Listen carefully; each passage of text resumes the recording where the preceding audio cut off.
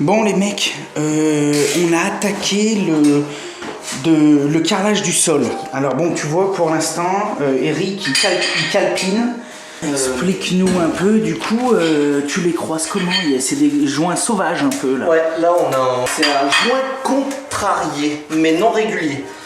Pose à joint contrarié mais non régulier, voilà. D'accord, ok. En fait, c'est pas un joint qui se répète en fait. À chaque fois on repart normalement avec la coupe. Bon, t'as vu tout à l'heure, il y avait un peu de casse dans les carreaux, ben, du coup on a pris les chutes pour les passer. Ouais. Et là on fait en sorte qu'on n'ait pas trop de joints qui se disent pour avoir une imitation bois au maximum. Donc tu prépares quoi, les 5 premiers rangs? Oui, parce que tu vois 5 rangs en fait à la main on y arrive. Ouais. Je mets ma règle, en fait je vais caler ma règle, au moins j'aurai une implantation droite. Ouais. Je plaque, après je peux enlever ma règle et après je fais suivre en reculant. Bon alors les mecs, regardez la coupe. Voilà, ça c'est du bon boulot ça. Tu vois? Hein, c'est pas carré avec un coup de tenaille au milieu. Bah déjà ce qu'on va faire, on va déjà faire ce que les mecs auraient dû faire déjà il y a 10 ans, on va déjà couper les gaines. Voilà, hein, parce que les mecs, s'il vous plaît, coupez-moi les gaines. Une gaine ça sert à faire un passage de dalle, c'est très bien, mais après il n'y a pas besoin, là ça c'est dégueulasse. Vu que le tuyau va avoir tendance peut-être à dilater, à bouger un peu, l'acrylique va pas casser. Ouais. Comme un joint normal. Voilà, mais comme pour les pourtours-murs, faut jamais faire un joint dur, parce qu'après ça fait un point de compression. D'accord. Le point de compression, c'est que si tu bloques ton carrelage, c'est comme une pose parquet, ou même un autre carrelage. D'accord. Ça fait un point de compression, tu as un risque de soulèvement avec le temps. Si ça peut pas dilater, que le support pour X raison, avec une vibration, il peut pas dilater. Ouais. Forcément, s'il est coincé partout, il y a un moment ou un autre, il faudra qu'il se dise je pète. Si tu fais pas de joint, par exemple ici entre. Si j'en fais un souple. Ah ouais, donc tu fais un joint acrylique. Ouais, acrylique. Tu fais un joint souple de la même couleur. Il y a des joints plus souples. Ah oui, il existe du joint poudre que tu mélanges, etc. Voilà. Qui reste souple. Mais qui est souple. Voilà. D'accord. Qu'on utilise et qui reste souple. D'accord. C'est une dilatation qui doit se faire, elle se fait. Moi, c'est un petit truc que j'ai gardé, tu vois, quand on casse les kikis. Tu sais. Ouais, les pavilifts, ouais. Voilà, les pavilifts. Ouais, j'avais pas toujours. Eh ben, regarde, juste pour te faire un exemple. Ouais, fais voir. Normalement, il y a des carreleurs, maintenant ils posent les plaintes et les carreaux, tac, ils posent comme ça. Ouais. Non, mais pas bon. Là, parce que là, en fait, tu t'appuies directement. Moi, je me sers de mes petites cales maintenant. D'accord. Moi, je mets ma petite cale pour mon premier rang de faïence. Et tu vois, j'ai un joint de 2000 tout Ah le tour. ouais. J'ai un joint dessous et après, ben là, je peux faire mon acrylique tout le tour de la pièce en pourtour. Ouais. Déjà, c'est plus étanche. On fait un joint étanche tout le tour. Ouais. Et il y a une dilatation, toujours penser à la dilatation. D'accord. Que le support peut bouger, le mur peut. Voilà, ça travaille. Mais donc en fait, bon, si les collègues ils ont pas acheté du pavilift ou quoi que ce soit, et si. des petits coins. D'accord. Après, moi j'utilise le pavilift parce que c'est les chutes qu'on casse. Ouais, J'en ai une boîte complète. D'accord. Et c'est vrai que ça va bien. Ah ouais, c'est pas mal. Tu attrapes le petit kiki, tu peux les tirer. Ouais, mais ça c'est vrai, ça c'est pas mal. Mais on vous fera voir ça tout à l'heure comment ça marche. Imitation parquet d'ailleurs, il est super beau. Ah ouais, il est magnifique. C'est du rectifié, pas ça. Ah ouais, rectifié, ouais. Alors donc ce qui est rectifié, ça veut dire qu'on n'a pas de le carreau quand il sort du moule, il est pas comme ça, il est rescillé après. Voilà. En fait, rectifié, ça veut dire que là l'arête elle est super vive. Donc on n'a pas un léger penchant comme des fois on a sur certains carreaux. Des fois sur certains carreaux on a un léger arrondi quoi. L'angle est un peu cassé. Ben là il a été rectifié et si tu veux il fait la même cote de partout. Il est rescillé à la même cote. D'accord. Parce qu'à savoir qu'il y a un non rectifié. Au séchage, il peut avoir des différences quand il sèche, d'avoir 1 millimètre. C'est souvent d'accord. Alors que ceux-là, ils ont vraiment pas d'écart. Le rectifié, normalement, il est nickel. Ah ouais. Tout est nickel. Enfin, le calpinage de départ est fini. Donc maintenant, Eric, il va virer tous les carreaux et après, on en colle, pavilift, machin, tout. Et on te montre. Alors, t'as vu? Il avait tout calé avec des petits trucs de cassure de croisillon 3D là. C'est pas mal ces trucs, hein. Ça va bien. Ça va même très bien. Hein. D'ailleurs, je sais pas comment on faisait pour s'en passer avant. Ouais, putain, c'est dingue. Et pourtant, bon, mais on peut quand même, attention, on n'est pas en train de dire qu'on peut pas faire du bon boulot sans ça, mais par contre, c'est vrai que c'est quand même vachement pratique. Hein. C'est quand même vraiment bien. Hein. Mais alors, du coup, tu repars contre ta règle. Ah, voilà. Ah ouais, tu repars à l'envers en fait. Tu pars contre ta règle et tu vas contre le mur. Ouais, tu vois, en fait, on n'a pas les mêmes techniques. Hein. Moi, j'aurais pas fait ça, mais c'est pas. Je me base sur une arête droite. D'accord. Parce que le mur, je sais pas s'il est droit. C'est sûr, il l'est pas. Ouais. Tu sais, t'es en rénovation, le mur, et ben voilà, du moment il peut avoir des imperfections. Et si tu te bases sur ton mur, et ben avec une pose comme ça, tu peux tout décaler. Alors que là, une fois que ton départ il est fait, t'enlèves ta règle, t'as une ligne droite forcément. D'accord. Donc après tu peux faire ça.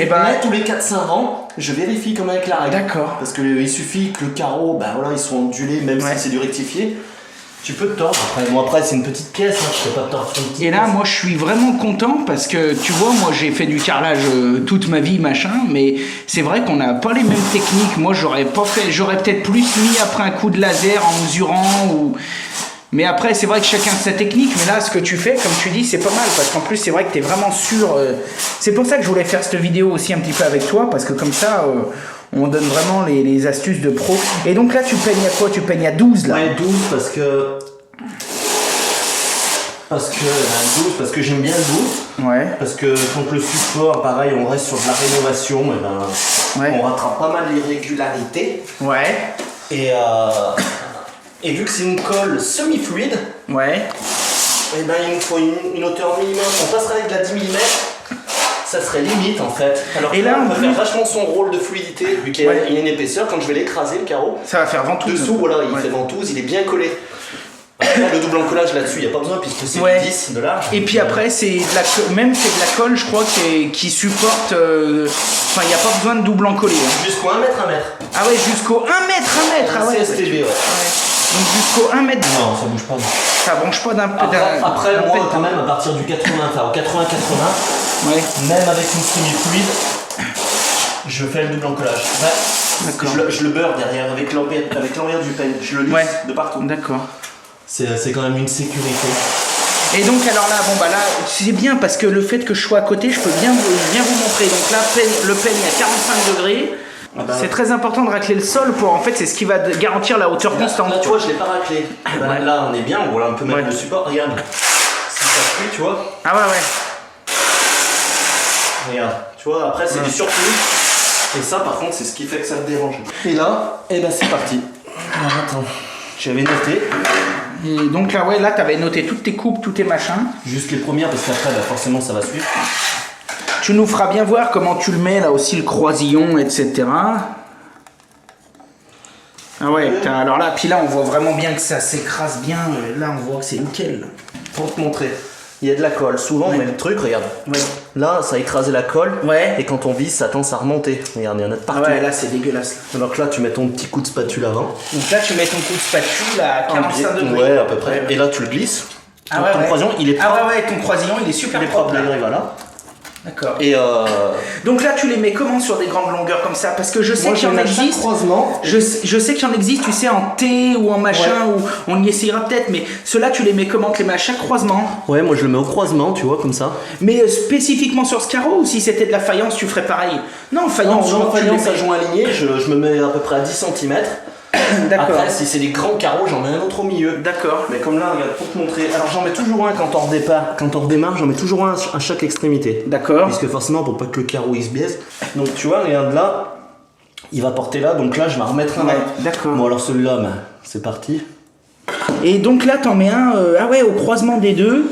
D'accord. Voilà, là je le petit coup de spatule, toujours. D'accord. Et là, celui-là, je le tourne dessous, regarde. Hop, Ah ouais, putain, ouais, d'accord. tu vois.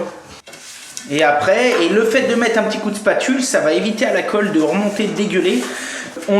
Les anciens avaient tendance à faire, je dis les anciens parce que c'est vrai que même moi je le fais quasiment pas, mais avaient tendance à faire avec un petit maillet, à tous les retaper et tout. T'en penses quoi là? C'est peut-être même pas nécessaire avec une colle comme ça, non, une colle elle fluide. est vraiment rien, tu vois. Ah ouais, ouais. Pas besoin, elle colle carrément. Ouais, donc là en fait il y a juste besoin d'essayer de positionner le carreau sans même Voilà. trop appuyer, Un petit peu, faut un peu l'écraser quand même pour qu'il fasse son contact. juste ce qu'il faut. Et puis après, et puis il y a 12 mm, donc après, si tu veux, quand je le serre, Ouais. au moment où je le visse, tu vois, je l'écrase, on dirait pas. Ouais, non mais c'est vrai, là je le vois bien, tu l'écrases quand même. Ah ouais, et après toujours un petit coup de spatule. Un petit coup de spatule. Ça c'est méga important parce que alors ça souvent ça c'est le défaut de tous les carreleurs amateurs. Enfin quand je dis carreleurs amateurs c'est les mecs qui commencent ou alors les petits apprentis qui vont nous regarder ou alors le Dédé et la Jeannette chez eux qui essayent de faire leur carrelage en disant tiens on va essayer de bricoler un peu. Et ben alors ça tu peux être sûr que 8 fois sur 10 c'est autour c'est dégueulasse et après ils mettent 2 heures à nettoyer les joints. Ah ouais, puis Tandis que là toi finalement quand c'est fini t'as quasi rien à regretter là. Hein. Non, là, franchement, pratiquement pas. Ouais putain. Là, je le place, une fois qu'il est déplacer, tu vois, je vais le serrer. Ouais. Non mais là on leur fait un cours de débile. Non mais franchement, non mais là tu peux courir tout internet, il y a personne qui te fait un cours comme ça. Donc justement, vu que tu as voulu faire un petit cours et qu'on a perdu un petit peu de temps, mais pas perdu, c'est pour expliquer. En fait, la colle, regarde, la colle, encore, tu vois, elle arrive à avoir un contact encore, mais quand elle perd du contact au bout d'un moment, quand tu la laisses à l'air, elle a tendance à sécher légèrement dessus. Et à croûter. Elle a pas croûté encore. Croûter, c'est vraiment, voilà. Elle a fait un filet, elle a séché légèrement, et ça fait que quand tu appuies, tu vois, elle colle pas super. Si tu l'écrases, elle va y aller. Mais pour que le transfert soit mieux, ben moi, parce qu'on a attendu un moment. Ouais, mais sinon il n'y a pas besoin de le faire. Mais ça, là, c'est parce qu'on a pris du temps pour toi. L'été, on arrive de temps en temps, on va le faire, mais tu vois, je le prends, mon carreau. Et on appelle ça beurrer, il y en a qui vont dire tartiner, enfin voilà. Ouais. Est-ce que ça, en fait, c'est le principe du double encollage, quoi? Voilà, ouais. Bon, après, il y en a qui double encollent avec un 3-4000. Ça sert à rien après de mettre des épaisseurs faramineuses. Quand tu double encolles, de toute façon, ça sert à rien d'encoller à 12 et de double encoller à 12. Ah non, bah non, après, une épaisseur de colle, ça sert à rien, c'est du gaspillage. Et puis en plus, après, c'est trop épais. Ouais. Et là, donc, du coup, vu que c'est mouillé, enfin, que c'est beurré, ton contact, il se fait quand tu vas le replacer, ton carreau. Là, bon, je vais. Ouais, et puis en plus, t'appuies un peu, etc. Ouais, bah, tu vois, je l'écrase. Et du coup, ben, là, j'ai pas mis une coup de spatule. Du coup, là, le transfert, il est parfait, c'est collé dessous. Si t'attends trop et que tu le fais pas, ça, et ben, tu peux avoir des risques qu'il n'est pas collé comme il faut. Et ben voilà, j'allais dire, dans 4-5 jours, dans un mois, le carreau, il souffle et il va bouger. Et on te rappelle, il faut le casser, recoller. Ouais. Et décennal. Hein, je suis chiant avec ça, hein. Eric, je suis chiant avec ça. Oh. Ouais, carrément, t'es chiant. Ouais, mais moi je suis super chiant avec ça parce que ça c'est la différence entre un professionnel et un mec qui se fait passer pour un pro. En France, il y a une loi qui dit que tous les gens qui touchent au bâtiment doivent avoir une assurance décennale. Auto-entrepreneur ou pas, ou tout ce que vous voulez, votre professionnel, c'est obligatoire. Ah ouais, c'est obligatoire. C'est-à-dire que là, nous, on a carrément, on s'est renseigné, c'est obligatoire. C'est la première chose à demander à votre artisan, c'est son assurance décennale. D'abord, maintenant, il y a même une loi qui dit que le numéro de police d'assurance décennale doit être marqué sur le devis. Ouais. Hein, c'est la loi, ça aussi. Hein. Donc, quand le mec vous fait le devis, dessus, il doit y avoir son assurance, son numéro d'assurance. Voilà, comme ça, même si pour X ou Y raison, bon bah faut pas souhaiter de mal aux gens, mais si pour X ou Y raison il venait à arrêter ou à déposer le bilan ou quoi que ce soit, et ben vous avez son numéro qui est sur le truc. Et c'est pareil, vous pouvez le vérifier, hein, son numéro, ça engage rien. Après, attention, il n'y a pas que des bandits, hein, mais c'est obligatoire. Et c'est pas plus long parce qu'une fois, voilà, dimanche, j'ai des collègues qui me disent ouais, mais c'est plus long et tout, et c'est faux parce que. Justement, j'ai formé un ou deux carreleurs avec ça, qui d'ailleurs maintenant ils peuvent plus s'en passer. Ouais. Et tu t'as pas cette perte de temps à relever tous les carreaux, à charger et tout, donc au final, t'as un gain, le gain de temps il est pas perdu.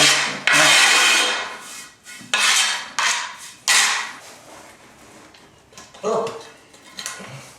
Putain, ce bon boulot. Pour la pose parquet, c'est vrai que le produit, on va dire après pour du 30-30, il n'y a pas l'utilité de ce produit-là. Au sol. Ça, c'est bien pour les grands formats. Voilà, pour les grands formats. Et la pose parquet, parce que ça a tendance à onduler et ça te rattrape justement la planité. Les rectifier, les grands carreaux. Même faïence, si la faïence, c'est super. Ouais, bah moi je le passe. Franchement, de toute façon, je le passe. Allez, 9 chantés sur 10, je passe que de ça maintenant. Ouais. Non, c'est. Moi, c'est un truc que j'ai vraiment complètement adhéré.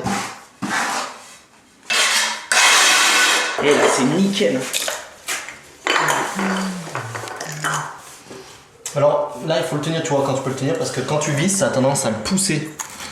Attends, Ah oui. Bah, en fait, le cadran, vu que tu tournes, il a tendance à pousser ton carreau, tu vois. Celui-là, il le ramène, il n'y a pas de souci, en fait. Mais quand tu fais comme ça, alors voilà, je passe un doigt, j'ai à baisser un peu. Tiens un peu. Sinon, avec la spatule, tu le tiens. Mais là, de toute façon, tu le vises, mais vu que le sol est à peu près droit, tu billes même pas trop, là, non? Pas trop, là, ça va. Tu serres un peu normal, là. Ouais. Alors bien sûr les mecs, vous demandez pas, mais si vous avez suivi, on n'en met pas sur les trucs du milieu là, tu vois, parce que ça c'est, tu vois, c'est juste une cale. Hein. Pour garder l'espacement. C'est juste une cale. C'est pour avoir le même espacement que les autres. Ouais, là ça c'est du super bon boulot ça. Ah ben là tu regardes. Ouais mais là c'est nickel.